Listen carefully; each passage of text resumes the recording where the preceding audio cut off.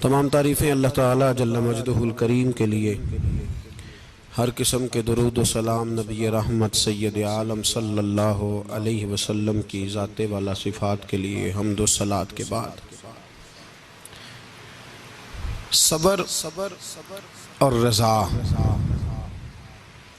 صبر کا مطلب ہے اللہ تعالیٰ کی عطا کردہ آزمائش پر حوصلہ کرنا، اور رضا کا معنی اصطلاحی معنی عرض کر رہا ہوں جو رائج ہیں زیادہ باتیں۔ صبر اور رضا کا مطلب ہے اللہ تعالیٰ کی رضا پہ راضی ہو جانا۔ یہ جو صبر ہوتا ہے، رضا ہوتی ہے، یہ چیزیں انسان کو سکون دے دیتی ہیں۔ انسان ٹینشن سے، ڈپریشن سے، پریشانی سے بچ جاتا ہے۔ جو لوگ راضی بالرضا نہیں رہتے وہ بڑی پریشانی کا شکار ہو جاتے ہیں۔ ہر وقت کی بے سکونی اور ہر وقت کی تکلیف ان کا مقدر بن جاتی ہے۔ ہمارے ہاں عجلت ہے، جلد بازی ہے، لوگ برداشت سے بہت دور چلے گئے۔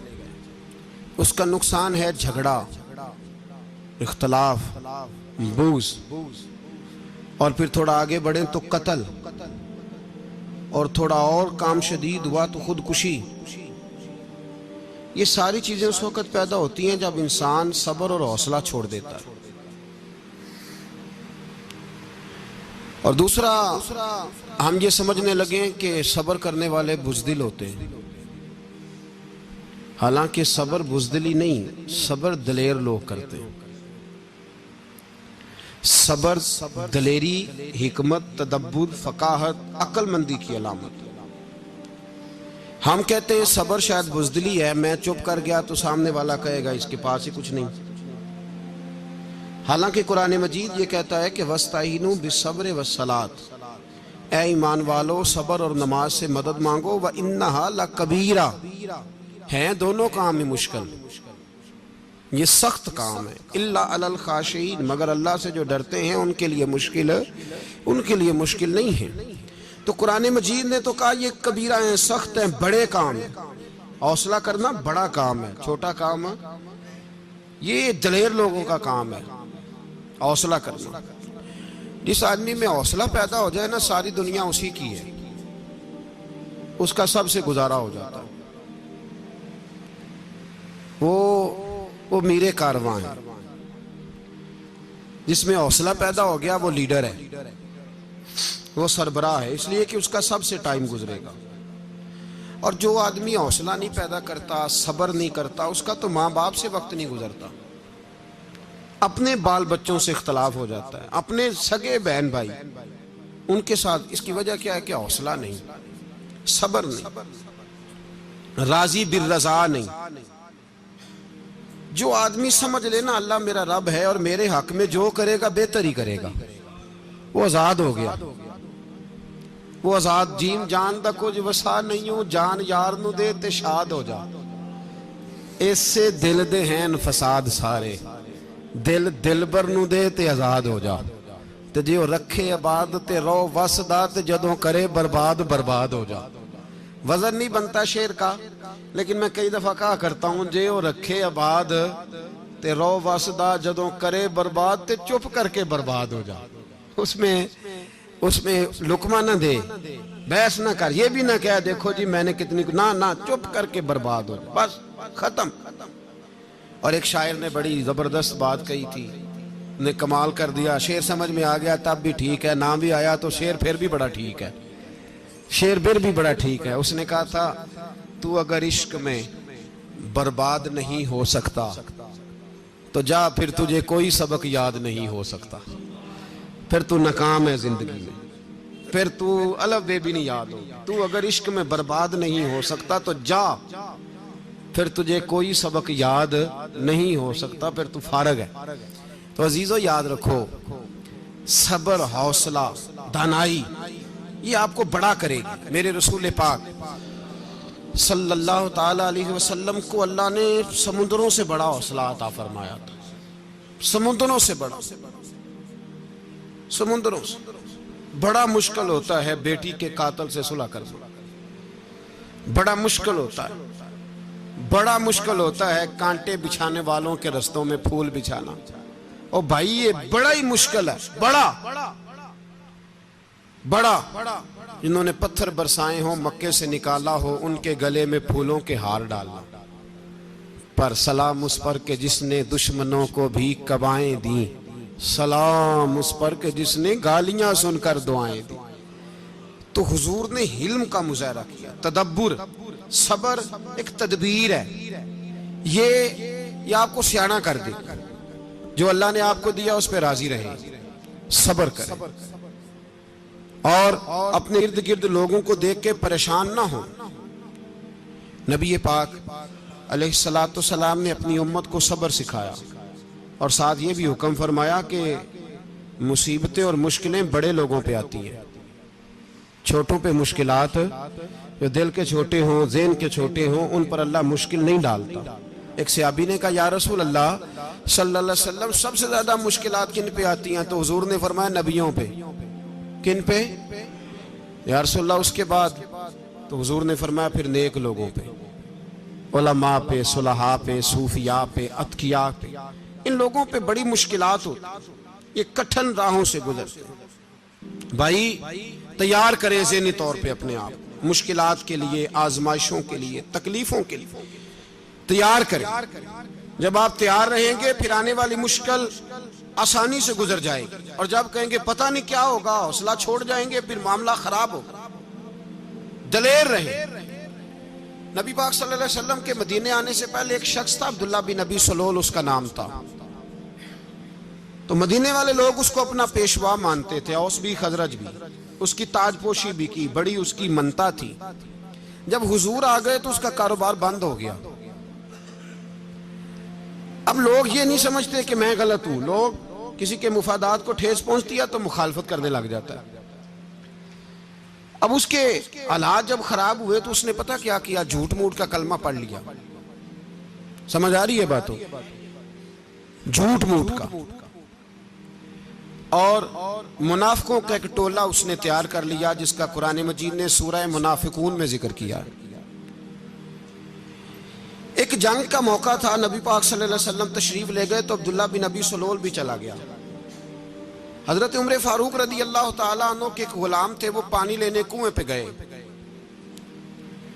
ادھر سے انصار میں سے، چونکہ حضرت عمر کے غلام مہاجر تھے، انصار میں سے ایک شخص پانی لینے پہلے سے آیا ہوا تھا، پانی بھرنے میں کوئی اختلاف ہو گیا، جھگڑا ہو گیا، مار کٹائی تک نوبت آ گئی۔ حضرت عمر کے غلام نے کچھ چیز مار دی، اس شخص کو زخمی ہو گیا، اس نے پکارا، عبداللہ بن ابی سلول نے سمجھا کہ موقع اچھا ہے، دوڑا ہوا آیا، اور آ کر اس نے کہا انصار مدینہ بھاگ کے آؤ، جلدی آؤ،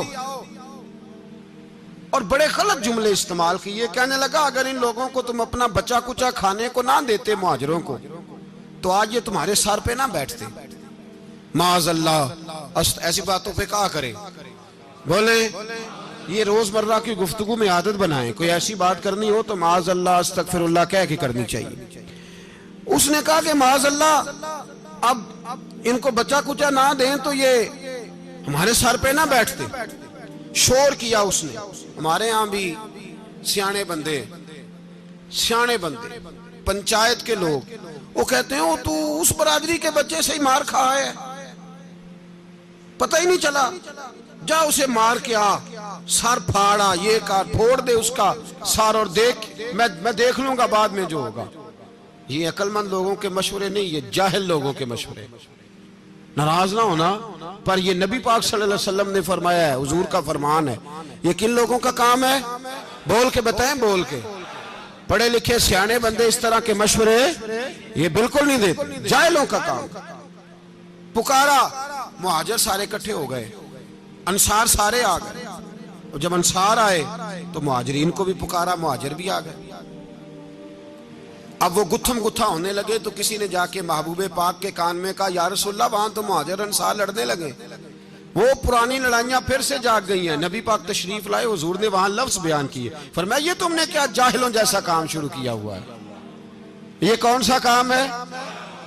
اللہ کرے ہم سب اس کام سے باز آ جائے، آمین تو کہنا۔ اور تو اس برادری دے منڈے کوئی مار کھائیں، برادری کیا ہوتی ہے؟ برادری تو تعارف کے لیے، اونچ نیچ کہاں سے آ گئی؟ کہا میرے رسول پاک علیہ السلام نے، فرمایا تم جاہلوں جیسے کام کر رہے ہو۔ صلح کرائی، بات رفع دفع کرائی، لوگ چلے گئے، معاملہ ٹھنڈا ہو گیا۔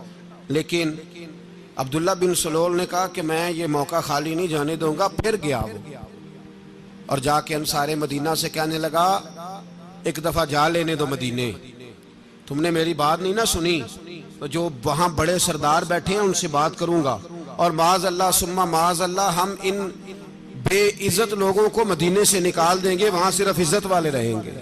یہ غلط جملے اس نے ادا کیے جس کو قرآن پاک نے سورہ منافقون میں بیان فرمایا ہے۔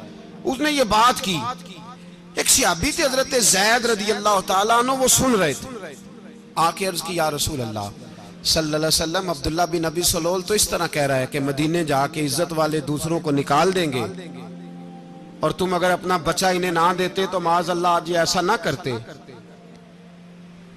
حضرت عمر نے بھی سن لیا، حضرت عمر نے بات سن لی، تلوار نکالی اور دوڑے۔ حضور نے بازو پکڑا، فرمایا کدھر جا رہے ہو؟ کہا یا رسول اللہ اگر آج سزا نہ دی تو کل اور بات بھی کرے گا، اور اگر آج ایک قتل ہو گیا تو باقی سیانے بن جائیں گے۔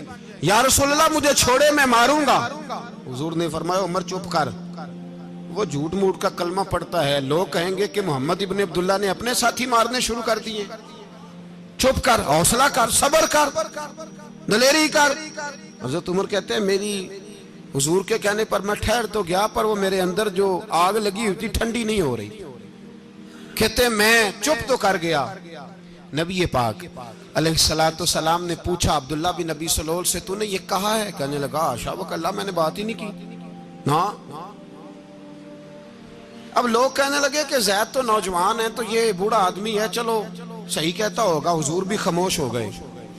اللہ پاک نے قرآن مجید نازل فرما دیا، فرمایا اللہ نے سن لی ان کی بات جنہوں نے یہ کہا ہے، اور پھر لفظ بڑے حسین ہے، فرمایا یہ کہتے ہیں ہم عزت والے ہیں؟ نہیں، وَلِلَّهِ الْعِزَّةُ وَلِرَسُولِهِ وَلِلْمُؤْمِنِينَ، فرمایا عزت تو اللہ کے پاس ہے، اللہ کے رسول کے پاس ہے، اور عزت تو مومنوں کے پاس ہے، مومنین کے پاس عزت ہے۔ یہ قرآن پاک نے سارا مضمون بیان کر دیا کہ عبداللہ بن ابی سلول غلط کہتا ہے اور حضرت زید صحیح کہتے ہیں۔ حضور نے کچھ نہیں فرمایا، جا رہا ہے قافلہ۔ جب مدینے کی سرحد آ گئی نا، حدود مدینہ منورہ کی شروع ہوئی، تو عبداللہ کا اپنا بیٹا، اس کا نام بھی عبداللہ بن عبداللہ تھا، اپنا بیٹا اس کا بڑا مخلص جانثار غلام تھا میرے رسول پاک صلی اللہ علیہ وسلم کا، وہ تلوار لے کے مدینے کی حد پہ کھڑا ہو گیا اور کہنے لگا میرے باپ تو نے اتنی بے ایمانی کے لفظ کہے کہ میں ان کو نکال دوں گا؟ کہے اپنی زبان سے کہ میں ذلت والا ہوں، رسول پاک کو اللہ نے بڑی عزت عطا فرمائی، کہے ورنہ میں تیری گردن کاٹ دوں گا۔ بول، کہے حضور بھی عزت والے اور نبی پاک کے غلام بھی عزت، کہے اپنی زبان سے، کہے میرے رب کا یہ فرمان ہے وَرَفَعْنَا لَكَ ذِكْرَكَ، حبیب میں خود تیرے لیے تیری شانوں کو بلند فرما دوں گا۔ تو کہا کہے، تو دشمن ہو کے کہنے لگا میرے بیٹے مجھے معاف کر دے، مصطفیٰ تو بڑی عزتوں والے ہیں، ان کے غلام شانوں والے۔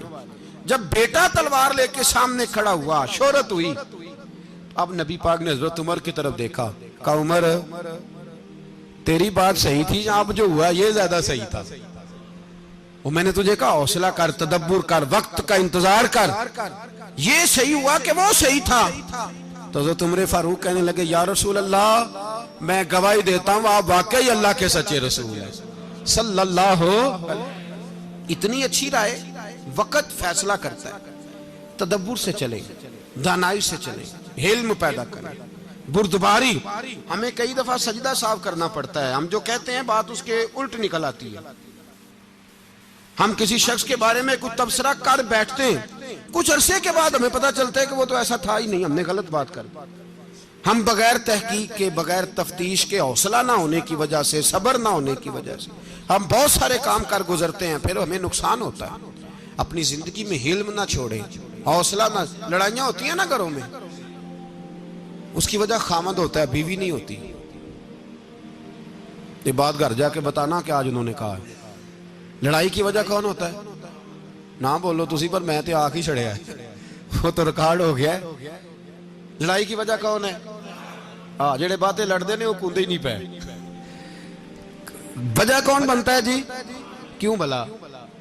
اس لیے کہ نبی پاک صلی اللہ علیہ وسلم نے فرمایا عورت کی اگل آدھی ہے تو تیری تو پوری ہے نا، جس کا مطلب ہے لڑائی اگر بچ سکتی تھی تو مرد کی وجہ سے بچ سکتی تھی، گھر میں امن ہو سکتا تھا۔ کہتے ہیں جی یہ بڑی بیوقوف ہے، میری سنتی نہیں۔ تو میں نے کہا جو اس سے بحث کر رہا ہے وہ سیانا ہے؟ بولیں، جو بحث کر رہا ہے وہ عقل مند ہے؟ بندہ تو چلو تھا وہ دانشور، شیکسپیئر، باتیں بعض اوقات اس کی کچھ ایسی ہیں۔ اس سے کسی نے پوچھا تھا عورتوں سے کون جیت سکتا ہے بحث میں، تو اس نے کہا تھا وہ جو ان سے بحث نہ کرے، جو ان سے بحث۔ تو بھائی تو وجہ اس لیے کہ حوصلہ تو نہیں کرنا تھا۔ نبی پاک علیہ السلام نے فرمایا بی بی ٹیڑھی لکڑی ہے، سیدھی کرنے کی کوشش کرو گے تو ٹوٹ جائے گی سیدھی۔ تو پھر کتنا بیوقوف ہے جو پتھر سے سر رگڑ رہا ہے، کتنا نادان ہے جو یہ حرکت کر رہا ہے، دریا میں چھلانگ لگا کے کہتا ہے ڈوبوں گا نہیں۔ تو بھائی حوصلہ پیدا کرے، علم پیدا کرے، بہت ساری ایسی باتیں کرے کہ جس میں اشتعال آئے گا، فٹافٹ 3 لفظ طلاق کے دے دیے، اب بھاگا گیا مفتی صاحب کے پاس، او ہو 4 بچوں کا کیا بنے گا؟ اور یہ بات پکی ہے کہ بچوں کو صرف ان کی ماں ہی پال سکتی ہے، ان کی ماں۔ اور بات مجھے نہیں بھولتی، ایک شخص نے بیوی کو طلاق دے کے دوسری شادی کی، اس کا بیٹا تھا 10 سال کا۔ تو اس نے اپنے بیٹے سے کہا کہ بیٹے بتا پرانی اماں صحیح تھی یا یہ صحیح ہے؟ اس نے کہا نہیں ابا وہ تو جھوٹ بڑے بولتی تھی، یہ صحیح ہے۔ وہ جھوٹی تھی، وہ جھوٹ بڑے بولتی تھی میری سگی اماں، یہ سچ بولتی ہے۔ اس نے کہا وہ کیسے؟ کہنے لگا اس لیے کہ میں کوئی شرارت کرتا تھا تو میری سگی اماں مجھے تھپڑ مارتی تھی، وہ کہتی تھی تجھے روٹی نہیں دینی، جا دوڑ جا گھر سے۔ تو میں دوڑ جاتا تھا تو جھوٹ بولتی تھی نہیں دینی، پھر آدھے گھنٹے کے بعد مجھے ڈھونڈنے لگ جاتی تھی، ڈھونڈ کے لاتی تھی، پھر میری منت کرتی تھی، پھر مجھے کہتی تھی نہ مجھے ستایا کر، پھر میرا ماتھا چومتی تھی، پھر میری مرضی کا کھانا بنا کے دیتی تھی، پھر میرے منہ میں لقمے ڈالتی تھی۔ جھوٹی تھی، پہلے کہتی ہے نہیں دینی، پھر پیچھے بھاگتی ہے۔ یہ سچی ہے، میں شرارت کرتا ہوں تو تھپڑ مار کے نکالتی ہے، پھر میں منتیں کرتا ہوں پر روٹی نہیں دیتی، پیر پکڑتا ہوں نہیں دیتی، سچ بولتی ہے، اپنی بات پہ ڈٹ جاتی۔ او بھائی بچے اس کی ماں ہی پال سکتی ہے، تو نے 3 جملے کہتے سوچا ہی نہیں، تیرا کا گیا تو یہ تو نئی بیوی ملے گی، اور اس کا بھی کیا گیا، اس کو بھی شاید شوہر مل جائے۔ ان پھولوں کی پرورش صرف ان کا مالی کر سکتا ہے، دوسرا کر سکتا؟ تو نے حوصلہ ہی نہیں کیا۔ ٹھیک ہے غلطی بی بی کی تھی، پر تو مرد تھا نا، تیرے پاس تو دلیری تھی، فٹافٹ 3 طلاق کے جملے کہہ دیے۔ اور میرے رسول پاک علیہ السلام نے فرمایا جائز کام بڑے ہیں، پر طلاق جائز تو ہے پر میرے رب کو پسند نہیں، اللہ کو پسند۔ تو نے مالی بگا دیا جس نے تیرے گھر کا باغ سینچنا تھا۔ تو بھائی یہ حوصلہ نہیں، درجنوں طلاقیں، 20 کیس، اور ابھی وہ شادی کے پورے کپڑے نہیں پہنے تو طلاق پہلے، اس کی وجہ یہ کہ حوصلہ نہیں، صبر نہیں، رضا نہیں، ہم احساس نہیں کرتے۔ اگر تو یہ سمجھ جائے کہ بس اللہ نے جو میرے لیے بہتر سمجھا مجھے دے دیا، صحیح ہے میری آزمائش ہے، کیا ہے کچھ ہے، جو اس نے بہتر سمجھا مجھے اس نے، پھر تو سکھی ہو جائے، تیرے لیے جینا آسان ہو جائے، پھر تو بہت ساری پریشانیوں سے آزمائشوں سے دور ہو جائے۔ میرے نبی پاک علیہ السلام نے ہمیں حوصلہ کرنے کا حکم دیا، دلیری۔ 2-3 سال شاید پچھلے سال یا اس سے پچھلے سال حج کے موقع پہ نا، ہمارے پاکستان میں تو بڑے بڑے انوکھے واقعات ہوتے ہیں، سننے سے کیا میں کہتا ہوں وہ عبرت کے لیے ہوتے ہیں۔ جعلی ویزے لگوا دیے حج کے کسی ایجنٹ نے، اللہ کے مہمانوں کو بھی لوگ لوٹ لیتے ہیں معاذ اللہ، جعلی ویزے لگوا دیے. اور مزے کی بات یہ ہے کہ پاکستانی ایئرپورٹ سے گزر بھی گئے وہ ویزے والے، اور احرام باندھے لوگ جدے پہنچ گئے. 4 آدمی تھے، انہوں نے ویزا دیکھا تو کہا نقلی، آپ کو واپس جانا پڑے گا. اگلی فلائٹ سے وہ لوگ واپس آئے. آپ مجھے بتائیے، ان کی جب وہ چھوٹے چھوٹے کلپ آئے، میڈیا نے ان کی باتیں سنی تو ان کے آنسو نہیں تھمتے تھے. ایک آدمی احرام باندھ کے گیا ہے، معمولی سمجھتے ہیں آپ؟ میرے جیسا غریب آدمی کبھی اس نے ارادہ کیا اور مدینے جانے کا لیٹ ہو جائے تو کلیجہ پھٹنے کو آتا ہے. کچھ مجبوریاں پیروں میں آ جائے، نہ جا سکے تو پتہ نہیں کتنی توبہ کرنے کو دل کرتا ہے کہ کہیں غلطی تو نہیں ہو گئی، کوئی ایسی بات تو نہیں نکل گئی. یقین کریں طبیعت پریشان ہو جاتی، یار کوئی ایسا کام تو نہیں ہو گیا جس کی وجہ سے یہ بات ہوئی. 4 آدمی لوٹ آئے، حالات خراب ہو گئے، لوگ رو رو کے قصے سناتے تھے. لیکن میرے رسول پاک علیہ السلام کا حوصلہ دیکھو. حضور کعبے کا بھی کعبہ، حضور مالک، حرم کے مالک مطلق، جن کے صدقے اللہ نے کعبہ کو بیت اللہ بنایا. حاجیو آؤ شہنشاہ کا روضہ دیکھو، کعبہ تو دیکھ چکے اب کعبے کا بھی کعبہ دیکھو. حضور 1400 صحابہ کو لے کے گئے عمرہ کرنے. مقام حدیبیہ پر پہنچے تو کافروں نے روک لیا، ہم عمرہ نہیں کرتے. تو اور میں خادم اور جو وارث و مالک ہیں 1400 صحابہ، ہم نہیں عمرہ کرنے دیتے، واپس جائیے. صلح لکھی جا رہی ہے. صلح کی شرطیں کیا ہیں؟ مکے سے کوئی آدمی غلطی سے بھی مدینے چلا گیا، مکے کا آدمی، تو مسلمان اگر ان کے ظلم سے تنگ آ کے، مکی مسلمان کافروں کے ظلم سے تنگ آ کے مدینے چلا گیا تو مدینے والے واپس کریں گے. اور اگر مدینے سے کوئی شخص غلطی سے بھی مکے چلا گیا تو مکے والے واپس نہیں کریں گے. اتنی سخت شرائط. حضرت عمر غصے سے کانپنے لگے، صحابہ پریشان ہیں، پر میرے رسول پاک نے صبر دکھایا. حوصلہ، تدبر، یہ تدبیر ہے. صبر ایک بہترین تدبیر ہے، اگر کوئی اپنائے تو بہترین طریقہ ہے. حضور نے فرمایا ہمیں منظور ہے، صلح کرو. اور اتنا سخت حکم ہے، کہنے لگے 1400 احرام والے واپس جائیں، بعد میں آنا، اس وقت نہیں عمرہ کرنے دیں گے. میرے نبی پاک علیہ السلام، مجھے بتاؤ، مجھے اور آپ کو دکھ ہوتا ہے تیاری ہو تو پروگرام رہ جائے، تو اگر احرام باندھا ہو اور اللہ کے رسول نے بندھوایا ہو تو حضور واپس لوٹنے لگے تو کتنی تکلیف کی بات ہے. حضور نے فرمایا چلو آئندہ آئیں گے. معاہدہ لکھا جا رہا ہے، حضرت علی معاہدہ لکھ رہے ہیں. لکھو محمد الرسول اللہ صلی اللہ علیہ، محمد الرسول اللہ صلی اللہ علیہ وسلم اور قریش مکہ کے بیچ معاہدہ. یہ تحریر لکھی جا رہی تھی تو ابو سفیان بول پڑا، کہنے لگا جی ہم محمد الرسول اللہ نہیں لکھنے دیں گے معاذ اللہ، یہی تو ہمارا جھگڑا ہے. اگر آپ کو رسول اللہ مان لیا تو پیچھے رہ کیا گیا، محمد ابن عبداللہ لکھے. حضور نے حضرت علی سے فرمایا رسول اللہ کاٹ کے محمد ابن عبداللہ لکھو. حضرت علی لکھ رہے تھے، محمد رسول اللہ لکھا تھا، فرمایا رسول اللہ کاٹ کے محمد ابن عبداللہ لکھو. تو حضرت علی کہنے لگے حضور مجھے یہ لفظ کاٹنا نہیں آتا، حضور مجھے یہ لفظ کاٹنا. کسی صحابی نے اعتراض نہیں کیا کہ لکھنا آتا تھا، کہا مجھے کاٹنا. حضور نے دوبارہ کہا علی کاٹ دو. کہا یا رسول اللہ مجھے یہ لفظ کاٹنا نہیں آتا. میرے حبیب نے تیسری دفعہ کہا علی کاٹو. تو شیر خدا نے قلم چھوڑا، ہاتھ باندھے اور کھڑے ہو کہنے لگے محبوبہ مجھے تیرے قصیدے لکھنے آتے ہیں، کاٹنے کوئی نہیں آتے، میں مجبور ہوں، مجھ سے نہیں ہوتا. کوشش کرتا ہوں، نہ قلم اٹھتا ہے نہ ہاتھ چلتا ہے. میرے حبیب پاک نے قلم پکڑا اور لفظ رسول اللہ خود کاٹ کے محمد ابن عبداللہ کرایا. بھائی وقت گزر گیا، صلح ہو گئی. یہ تدبر، یہ حوصلہ، یہ تدبیر میرے نبی نے فرمائی. اب تو 1400 کو مکے نے نہ داخل ہونے دیا، لیکن 1 سال ہی گزرا، تھوڑا ہی وقت گزرا، میرے رسول پاک 10,000 کو لے کے مکے میں داخل ہو گئے. 10,000. اس نے فائدہ دیا. حکمت کیا تھی، تدبر کیا تھا؟ قریش روز لڑائی کرنے آ جاتے تھے، تبلیغ ہی نہیں کرنے دیتے تھے. ان سے صلح ہو گئی تو نبی پاک نے کیسر کو خط لکھا، کیسر روم کو، ہرکل کو. دور دراز تبلیغ پھیل گئی، مسلمان 100,000 سے زیادہ ہو گئے. ان کی طرف سے اب وہ لڑائی بند ہو گئی. میرے حبیب پاک علیہ السلام کے حوصلے نے کمال دکھایا. اس تدبیر نے فائدہ دیا امت مسلمہ کو. 10,000 کا لشکر لے کے حضور کعبے میں داخل ہوئے.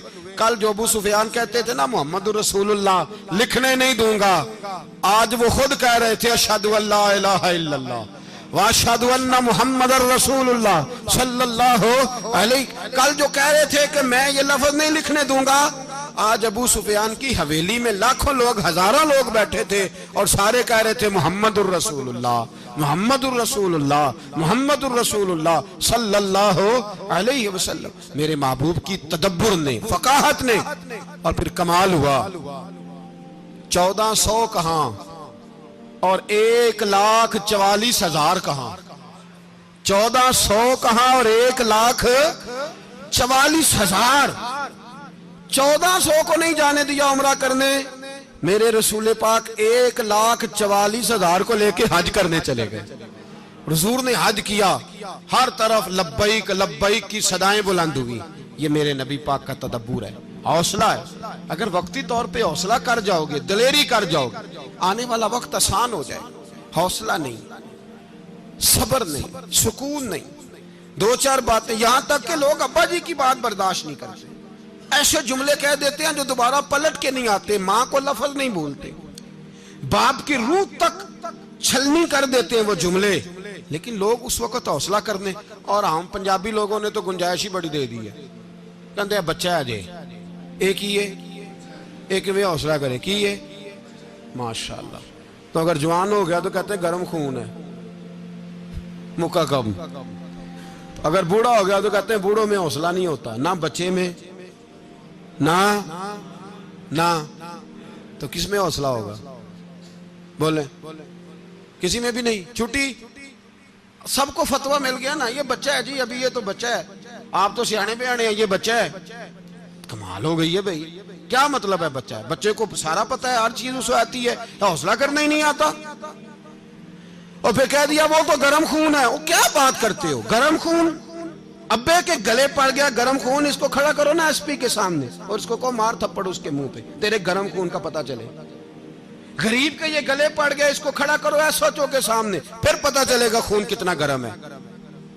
وہاں بالکل چپ ہے, بالکل خاموش ہے. اور گرم خون اس کا صرف اماں کے لیے, جلال صرف رہ گیا اگر غریب گھر کی بیٹی بیاہ کے لایا تو صرف اس کے لیے.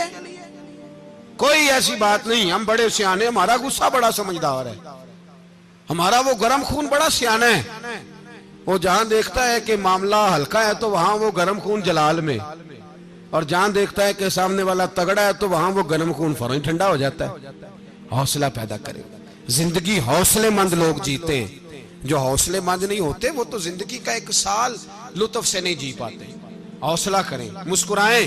میرے نبی پاک صلی اللہ تعالی علیہ وسلم نے نا عثمان بن طلحہ, کعبے کی چابی ان کے پاس ہوتی تھی, تو حضور نے ایک دن فرمایا عثمان, اچھا یہ نہیں تھا کہ عثمان خاص لوگوں کو چابی کعبہ کھول کے دکھاتے تھے, بلکہ ان کو قریش کی جانب سے یہ حکم تھا کہ جو بھی تجھے کہے تو نے کعبے کا دروازہ کھول دینا.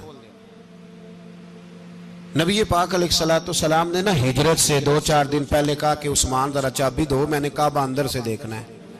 بڑے ٹھنڈے دل سے ذرا سننا, ادھر دیکھو میری طرف, ادھر دیکھیے گا ذرا میرے بھائی.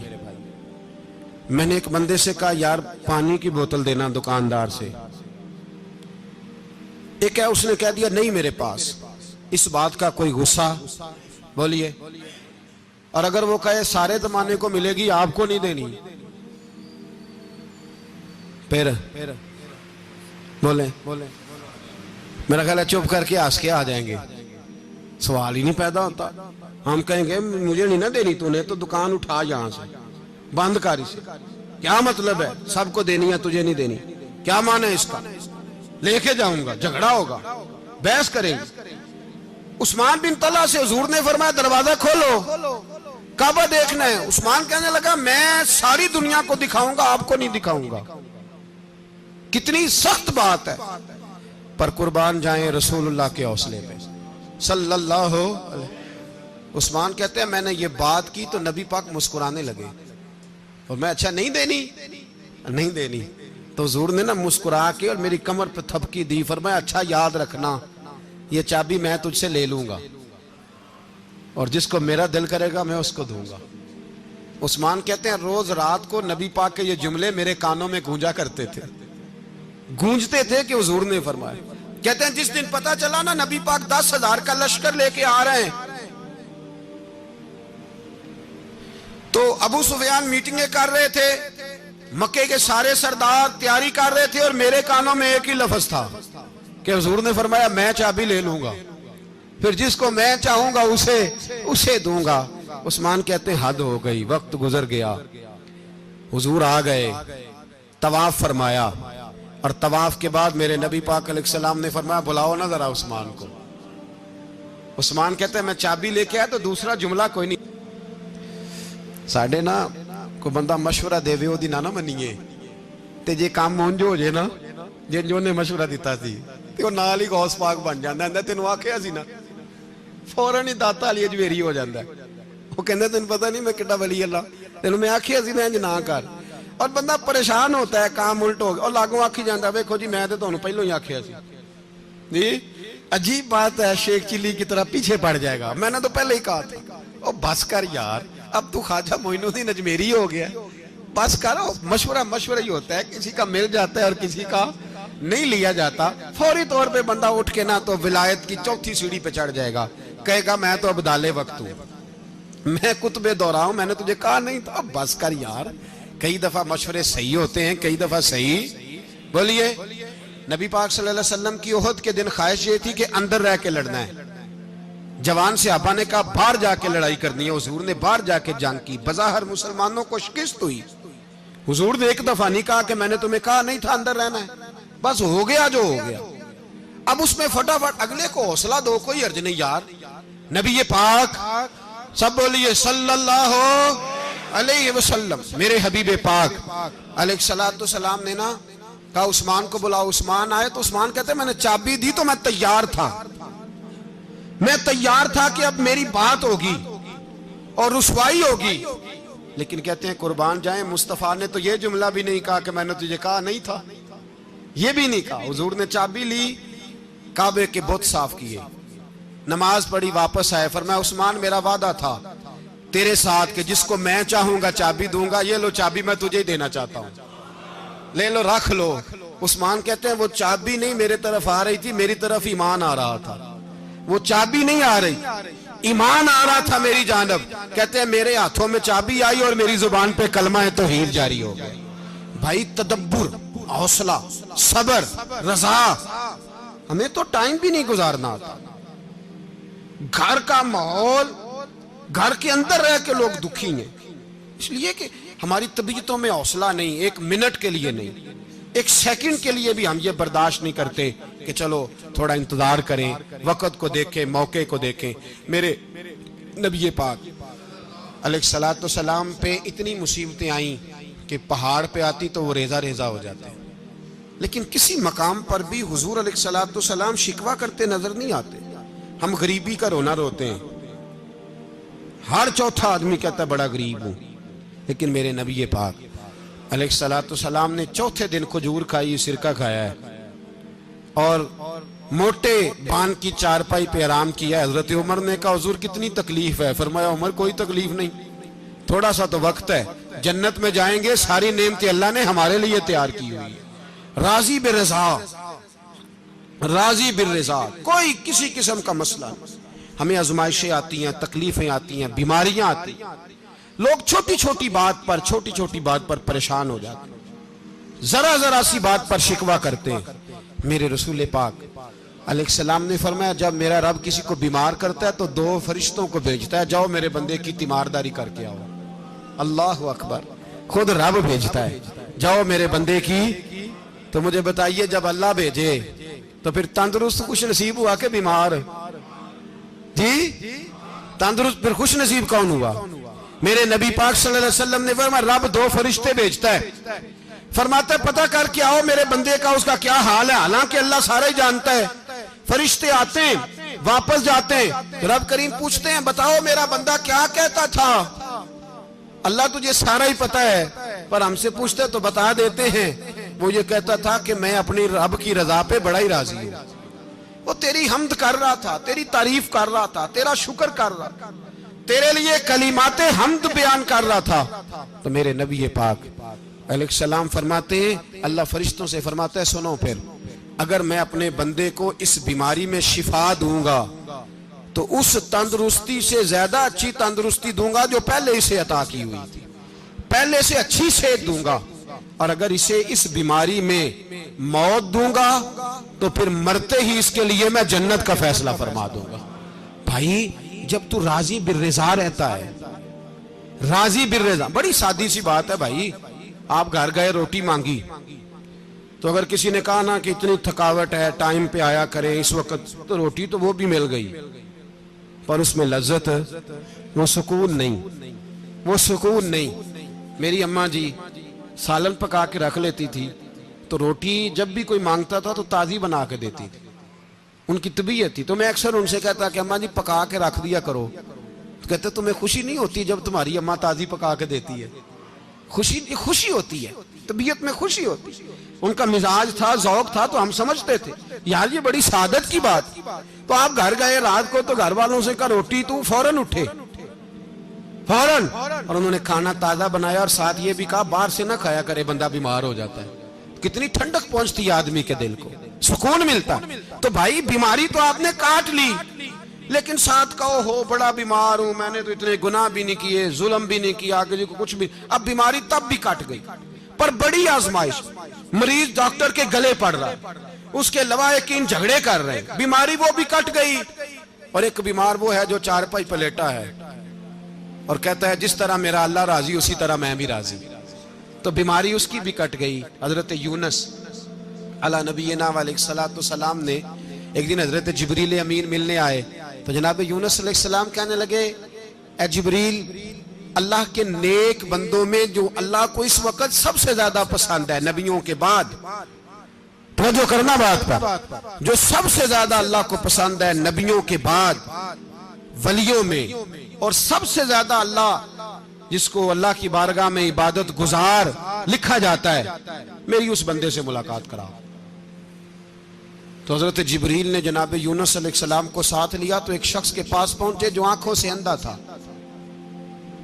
دونوں ہاتھ اس کے سلامت نہیں تھے اور پورے جسم میں پیپ جاری تھی، ریشہ تھا.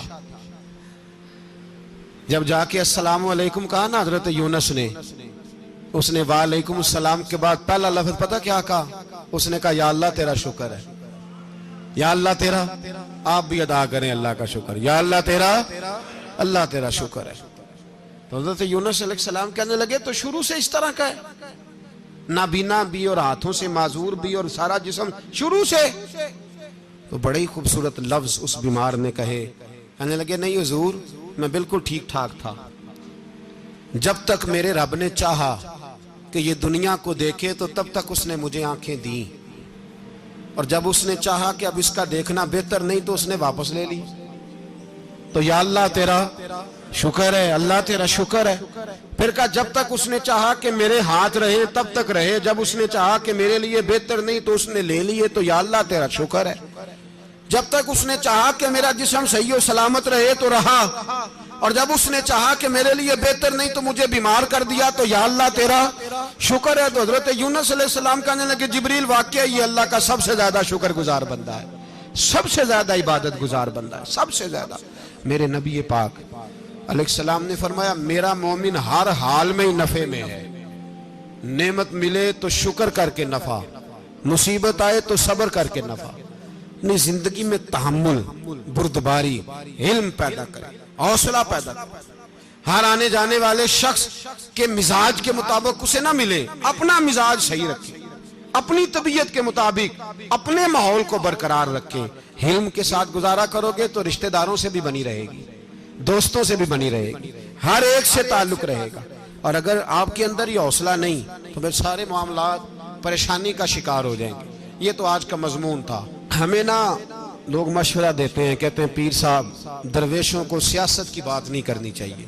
دیتے ہیں نا مشورہ لوگ؟ جی تھوڑا تھوڑا بول دیں، تھوڑا تھوڑا دیتے ہیں نا. اگرچہ ہم ان کی بات نہیں مانتے، اس لیے کہ اقبال نے کہا تھا جدا ہو دین سیاست سے تو رہ جاتی ہے چنگیزی، جدا ہو دین سیاست سے تو، اور پہلا فکرہ یہ ہے کہ جلال بادشاہی ہو یا جمہوری تماشا ہو، جدا ہو دین سیاست سے تو رہ جاتی ہے۔ اس نے کہا جب سیاست اور دین علیحدہ علیحدہ ہوتے ہیں تو چنگیز خان اور ہلاکو خان پیدا ہوتے ہیں۔ سیاست جب تک مسجد کے اندر رہتی ہے تب تک پاک صاف رہتی ہے، وہ گندی ہوتی تب ہے جب مسجد سے نکل جاتی ہے۔ حضرت علی کے زمانے تک مسجد میں رہی، پاک صاف رہی، یزید باہر لے گیا تو گندی ہو گئی، حضرت عمر بن عبدالعزیز دوبارہ مسجد میں لے آئے تو پھر پاک ہو گئی۔ لیکن پھر بھی ایک ساتھی نے مجھے کہا تو اس کی بات میں، سب کی باتیں نہیں مانتا، اس کی بات میری سمجھ میں آئی۔ وہ کہنے لگا جی اصل بات یہ ہے کہ سیاسی تبصرے تجزیے ہم اخباروں میں ٹی وی پہ جا کے بیٹھے، جا کے بڑی مہربانی میری طرف دیکھیں، وہ ہم سنتے رہتے ہیں تو ہمارا دل کرتا ہے مسجد میں صرف ہم رسول اللہ کا پیار ہی سنیں۔ تو میں نے کہا یار تیری بات دل کو لگتی ہے، یہ بات صحیح ہے، چلو یہ نیت اچھی ہے، یہ تیرا نظریہ ٹھیک ہے، مان گئے ہم۔ میں چلا گیا دکاندار کے پاس اور میں نے اس کو جا کے کہا کہ گاڑی کا انجن کھولو، اس طرح کرو اس طرح۔ اس نے کہا مولانا آپ جا کے نا گھر تو فقہ کی کتاب کھولیں، اس لیے کہ گاڑی کے انجن کے بارے میں آپ کو معلومات، یہاں اگر آپ نے یہ کام کرنا ہے تو اس کو پڑھیں، کسی استاد کے پاس ورکشاپ پہ آئیں، آپ کے ہاتھوں کو، منہ کو، چہرے کو مٹی لگے، دھواں لگے، گریس لگے، پھر آپ کو پتہ چلے گا انجن کیسے کھلتا ہے۔ صحیح کہہ رہا ہوں؟ نہیں صحیح کہہ رہا؟ دعا گلہ تو یہاں کر چھڑی جائے، صحیح کہہ رہا ہوں جی؟ اگر مولوی کو اجازت نہیں سیاست کی بات کرنے کی، اور مولوی کو اجازت نہیں کہ انجن کی بات کرے، تو سیاستدان کو اجازت ہے دین کی بات کرنے کی؟ یہاں تو وہ آئے نا مدرسے میں پڑھے، پورا دین حاصل کرے، پھر وہ بولے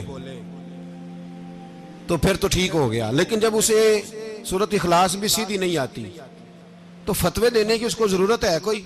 بولے نا یار کیوں چھیڑتے ہیں سیاستدان؟ ہم نہ پچھلے جمعے جلوس نکالنا چاہ رہے تھے ختم نبوت کی ترمیم کے حوالے سے، حکومت وقت نے کہا کہ ہم واپس لیتے ہیں، تو میرے بہت سارے دوستوں نے کہا جی نکالنا چاہیے، انہوں نے کیا کیوں؟ میں نے کہا یار لوگوں کو بھی پریشان نہیں کرنا چاہتے، ہماری اپنی سڑکیں ہیں، کسی کو بس ٹھیک ہے، انہوں نے واپس لے لی تو بات ختم ہو گئی، ہم مان گئے، تسلیم کر لیا۔ اتنا ہمارا مطالبہ ہے کہ اس آدمی کو ضرور سزا دو جس نے یہ ترمیم کی ہے، لیکن ہم نہیں کرتے، کوئی نہیں نکلے، نہیں نہ نکلے بولے ہیں۔ تو وزیر قانون صاحب کو کیا مصیبت بنی ہوئی ہے نیا فتویٰ دینے کی؟ کہ ہے کوئی شوق انہیں دینا چاہیے فتویٰ؟ کہتے نہیں مرضیوں میں ہمارے درمیان تھوڑا ہی فرق ہے۔ مجھے یوں لگتا ہے کہ یہ جان بوجھ کر کوئی نہ کوئی ایسی شرارت کرتے ہیں جس سے لوگ اشتعال میں رہے، جان بوجھ۔ حلم، حوصلہ، صبر ذات کے بارے میں تو ہے، لیکن اگر کوئی رسول پاک کی بے ادبی کرے تو پھر حوصلے کی بات وہ ہے ہی نہیں، پھر تو جہاد کی بات ہے۔ اور میں دیانتداری سے مسجد میں باوضو بیٹھ کر جمعے کے دن مشورہ دیتا ہوں حکومت کو اور وزیر قانون کو مشورہ دیتا ہوں کہ نہ فرعون کی حکومت ساری زندگی رہی، نہ نمرود رہا، نہ جاج بن یوسف رہا، نہ یزید رہا، اور یار درباری بن کے حکمرانوں کی چاپلوسی کرتے کرتے تم یہاں تک آ گئے ہو کہ اب نبی پاک کی عزت کو ہاتھ ڈالنا شروع کر دیا ہے۔ اور آپ یقین کریں سیاسی جماعتوں کا اتنا برا حال ہے کہ ان کے لیڈر کے بارے میں کوئی بات کرے تو پاگل ہو جاتے ہیں یہ احتجاج کر کر کے، اور اس نے ڈائریکٹ کہہ دیا کہ ختم نبوت کا مسئلہ ہی کوئی نہیں، جو دین کی بنیاد ہے، کسی کو پرواہ نہیں۔ مجھے تو ان لوگوں کی فکر ہو رہی ہے جن لوگوں نے انہیں ووٹ دیے ہیں، وہ اللہ کو کیا جواب دیں۔ اور یہ اللہ ماشاءاللہ ساری سیاسی جماعتیں اس طرح کی۔ اور میرا وزیر قانون صاحب کو بھی مشورہ ہے کہ زندگی بڑی تھوڑی ہے، بڑی تھوڑی، اللہ سب کو معاف کرتا ہے، اپنے رسول کے غداروں کو معاف نہیں کرتا۔ اور یہاں تمہاری گاڑیوں پہ جھنڈے لگے ہوئے ہیں، وہاں بھی تمہارے جھنڈے لگیں گے، پر اسے یہ لگیں گے کہ یہ غدار ہیں ناموس رسالت کے، یہ جھنڈے لگیں گے۔ شرم کرو اور ڈر جاؤ، بس کر دو، تمہارے منہ میں اب دانت پورے نہیں رہے۔ کوئی شوگر کا مریض ہے تو کوئی بلڈ پریشر کا، تو کوئی ہارٹ کا، تو کوئی کینسر کا۔ شرم کرو اور اپنی قبر کی بھی تھوڑی سی فکر کرو. بتاؤ پاکستان کے کتنے صدر گزرے, وزیر اعظم گزرے, تو ان کی قبریں کہاں ہیں؟ کوئی جاتا ہے ان کی قبروں پہ؟ کسی کو خبر ہے؟ کیوں اپنے لیے جہنم کٹھی کرتے؟ سارا کچھ دنیا داری رہ گئی ہے, سارا کچھ صرف یہی رہ گیا. حضرت ابو بکر سردار تھے, حضرت عمر سردار تھے قبیلے, حضرت عثمان سردار تھے. انہوں نے سرداریوں کو ٹھوکر مار کے رسول اللہ کے قدموں میں بیٹھنا پسند کی. سرداریاں چھوڑ کے غلام بن گئے. تم سرداریاں بچانے کے لیے رسول اللہ کی غداری کرتے ہو, شرم نہیں آتی؟ اور قوم, شکوہ ہے مجھے ان لوگوں سے جو مولوی تو کہہ دیتے ہیں تو سیاست نہ کر, اور کسی سیاست دان کو منع نہیں کرتے کہ جب تجھے سورت فاتحہ بھی نہیں آتی تو تجھے کس نے اجازت دیا اتنی بڑی بات؟ اور میں نے پچھلے سے پچھلے جمعے بھی کہا تھا, پھر کہتا ہوں اور آن دی ریکارڈ کہتا ہوں, مرزائی کل بھی کافر تھے, آج بھی کافر, اور قیامت تک. اور جو ان کے کفر میں شک کرے وہ بھی, اور پکا بے ایمان ہے, کافر ہے. وہ وزیر قانون ہو یا صوبائی ہو یا وفاقی ہو, من شک فی کفر ہی فقط کفر. جو مرزائی کے کفر میں شک کرے وہ بھی کافر ہے. ہمارے رسول آخری رسول ہے.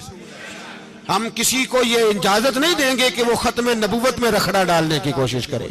ہم کسی کو یہ اجازت ہے. اور تم نے قوم کو لوٹا, لوٹتے رہو. اب ایمان پہ ڈاکے تو نہ ڈالو. تمہیں دولت لوٹ کے پیٹ نہیں بھرا, اب ایمان لوٹنا شروع کر لیا. تمہارا فیکٹریاں لوٹ کر, قومی خزانہ لوٹ کر پیٹ نہیں بھرا. بھائی مانو اب دین بیچ کر اپنی حکومتیں پکی کرو گے. اور وہ لوگ بھی تیار ہو جائیں جو ان بے ایمانوں کو منتخب کرتے ہیں, ان سے بھی سوال کرے گا ختم نبوت کا موضوع قیامت کے دن کہ تم بتاؤ. ان کو سپورٹ کرتے تھے جو رسول اللہ صلی اللہ علیہ وسلم کے بعد بھی کسی نبی کو نبی ماننا درست جانتے تھے. شرم آنی چاہیے, خیال ہونا چاہیے. اور میں نے کہا کہ ہمارا دل نہیں چاہتا, آپ یقین کریں. ہمیں شوق ہے جلوس نکالنے کا, تمہارے خلاف باتیں کرنے کا. تم نے روز تھرمامیٹر نکالا ہوتا ہے, چیک کرتے ہو کہ ایمان کتنا ہے کتنا نہیں ہے. یہ پاکستان اگر صوبہ سندھ ہے تو حضرت عبداللہ شاہ غازی کا ہے, اگر بلوچستان ہے تو حضرت بابا عبد الرحمان کا ہے, اور اگر پشاور ہے تو وہ صوفیاء کا ہے, اور اگر یہ دھرتی پنجاب ہے تو یہ داتا علی اجویری کی ہے, یہ بابا فرید الدین کی ہے. اس میں کسی غدار کو قبضہ کرنے کی اجازت بالکل نہیں ملے گی. اور ہم وہ لوگ بھی نہیں جو چپ کر کے اندر سوتے رہیں, قوم جو کرتی ہے کرتی رہے, ہمیں پرواہ نہیں. نا, ایسی کوئی بات نہیں. کوئی بندہ نہ سمجھے کہ انہیں ہوش نہیں, انہیں پتہ نہیں. ہمیں سارا کچھ ہی آتا ہے. پھر اگر کل کو کوئی ممتاز قادری پیدا ہو گیا تو شکوہ نہ کرنا. کل کو کوئی پھر سے عامر چیمہ نکل آیا تو شکایت نہ کرنا, یاد رکھنا.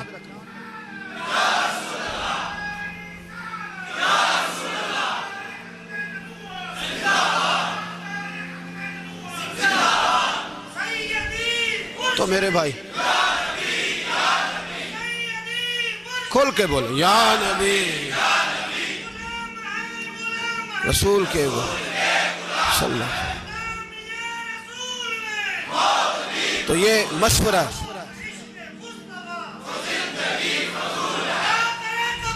جزاک اللہ.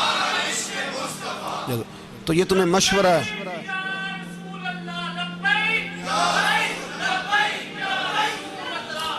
میری بات سنیں, یاد رکھیں, یہ لوگ بعد میں پچھتاتے ہیں, پھر مناظرے کراتے پھرتے ہیں, اس نے صحیح کیا کہ غلط کیا, پھر انہیں ہوش آتی ہے بعد میں, پھر ان کے ہواری نکل نکل کے میدانوں میں دلیلیں دیتے ہیں. اس لیے ہمارا مشورہ ہے انہیں کہ یہ اپنی حد میں رہیں, اور جو کام تمہارے ذمہ, میں نے کہا نا تم نے بڑا لوٹا, یہ قوم روز تمہیں موقع دیتی ہے لوٹنے کا, موقع دیتی ہے, تو تم نے دولت لوٹ کے پیٹ نہیں بھرے, اب ایمان لوٹنے کے چکر میں آ گئے ہو. یاد رکھو, مسلمان گناہگار ہیں, غدار نہیں ہیں. تمہیں دولت لوٹنے کا تو شاید موقع مل گیا ہے, پر ایمان لوٹنے کا موقع نہیں ملے گا. تو اس لیے اس کو لگام دو. اور ویسے بھی کتا جو پالتو ہوتا ہے نا, اس کو گھر کے اندر سنگلی سے باندھ کے رکھنا چاہیے. یہ تمہارے بوٹ ووٹ چاٹتے ہیں, بھونکتے ہیں, تمہارے حق میں وزارتیں لیتے ہیں. ہم نے تو کوئی وزارت نہیں لی تم سے, اور نہ ہمیں شوق ہے. اس لیے کہ ممبری کیا کرنی ہے جس کو ممبر رسول عطا کر دیا جائے, اس نے کیا کرنی ہے یہ ممبریاں جس کو پکا پکا ممبر رسول دے دیا جائے.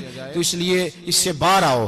میں نے کہا بڑے بڑے نمرود, فرعون, قارون دفن ہے, تمہارا بھی نام تک نہیں ہوگا, بالکل نام نہیں ہوگا. اس لیے ہمارا مشورہ ہے، اور آپ لوگ بھی آئیں نا جی اگلے سال تو ان کو کھڑا کر کے پوچھ لینا اسلامی جمہوریہ پاکستان کا تم نے ایم پی ایم نے بننا ہے، پہلا کلمہ ہی صحیح سنا دو، چلو خدا کا واسطہ یہی بتا دو کہ تمہیں نماز بھی ڈھب سے آتی ہے کہ نہیں، اور آپ کی موج ہے آپ بٹھا لیتے ہیں سر پہ، کیا کریں، سمجھانے والے مفت گناہ گار ہو گئے اور بہکانے والے سب تمہارے یار ہو گئے، اس لیے یہ چھیڑتے ہیں جان بوجھ کے، اور پھر جب کوئی ممتاز قادری علیہ رحمہ پیدا ہوتے ہیں پھر انہیں دشواری ہوتی ہے، پھر ان کا جینا مشکل ہو جاتا ہے، یہ موقع دیتے ہیں، پتہ نہیں کس کے ایجنڈے پہ عمل کر رہے ہیں۔ میرا سوال یہ ہے، میں نے پچھلے جمعے پھر میرا سوال ہے کہ میں پوچھتا ہوں اس آدمی کو ضرورت کیا ہے ختم نبوت پر بات کرنے کی؟ جب امت مسلمہ کے متفق کا فیصلہ ہے کہ مرزائی کافر، اسمبلی نے بل پاس کر دیا کہ مرزائی، ان کو اقلیت قرار دے دیا، اور جب سے وہ اقلیت بنے نہ ہم نے ان کی عبادت گاہ جلائی، نہ ہم نے ان کو قبروں سے نکالا، نہ ہم نے، بس ٹھیک ہے جیسے عیسائی رہتے ہیں، یہودی سے کس ملک میں رہتے ہیں وہ بھی رہیں، اقلیت بن کے رہے، کوئی اعتراض، پر تم انہیں کھونچ کے کیوں قریب کرتے ہو؟ تمہارا کیا جرانہ ہے ان کے ساتھ؟ بتاؤ تو صحیح۔ ان لوگوں سے ان کو چاہیے اپنے منہ میں لگام ڈالیں، اور اگر نہیں ڈالیں گے پھر انشاءاللہ ڈالی جائے گی، اور بڑی تگڑی ڈلے گی، اور پھر ایسی ڈلے گی۔